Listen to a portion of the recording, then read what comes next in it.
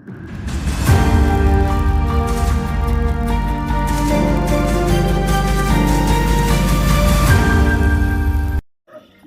గ్రామ పంచాయతీ చేరినటువంటి కానుగల గ్రామానికి బార్డర్ విలేజ్ ఇది, కర్ణాటక పక్కన ఉంటుంది.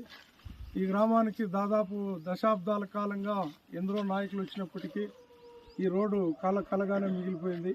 కానీ కానుగ గ్రామానికి సంబంధించిన అందరూ కూడా అన్న ఈ రోడ్డు వేస్తే బాగుంటుందని చెప్తే ఖచ్చితంగా రోడ్డు వేయిస్తామని చెప్పి మాట ఇవ్వడం, అందులో భాగంగా ఈరోజు 70 లక్షల రూపాయలు శాంక్షన్ చేసి తార్ రోడ్డు శాంక్షన్ చేశాము.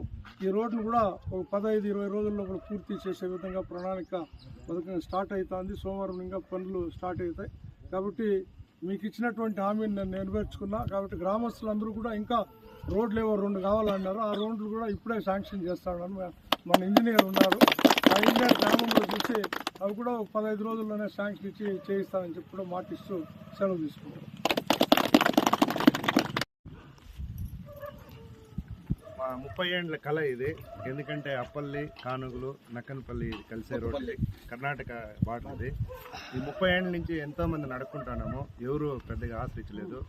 ఈ వాసన్న గారు వచ్చిన తర్వాత ఫస్టే అయింది ఇది. తర్వాత ఏదో చిన్న గొడవల వల్ల అది స్టాప్ అయింది. అవన్నీ సర్దుమణిగి ఈసారి మొత్తం పూర్తి అయినట్టు చూస్తాము.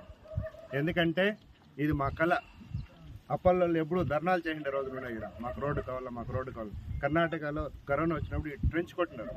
ఏమంటే అక్కడ ఇక్కడ అవన్నీ లేకుండా ఇవి మొత్తం పూర్తి రోడ్డు చేసేసి అన్నీ మంచి జరగాలని మనస్ఫూర్తిగా కోరుతున్నాను.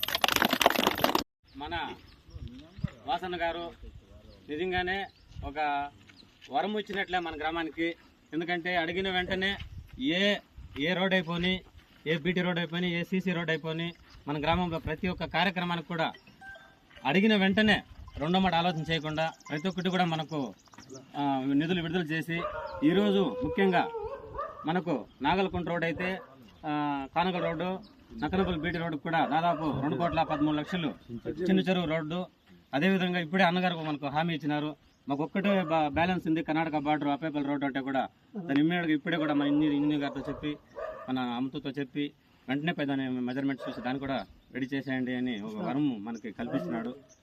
అదేవిధంగా మనమంతా కూడా వాళ్ళకి ఎంతో రుణపడి ఉన్నాము. ప్రభుత్వానికి కావచ్చు, పొలిటికల్గా కావచ్చు, మనం అన్నింటినీ సద్వినియోగం చేసుకొని మన గ్రామం ఎంతో అభివృద్ధి కావాలని మనమందరూ కూడా ఆకాంక్షించినందువల్ల వాళ్ళు మనకు అడిగిన వెంటనే అన్ని చేసినందుకు మన గ్రామం తరఫున వాళ్ళకి ఎప్పటికీ రుణపడి ఉంటాము.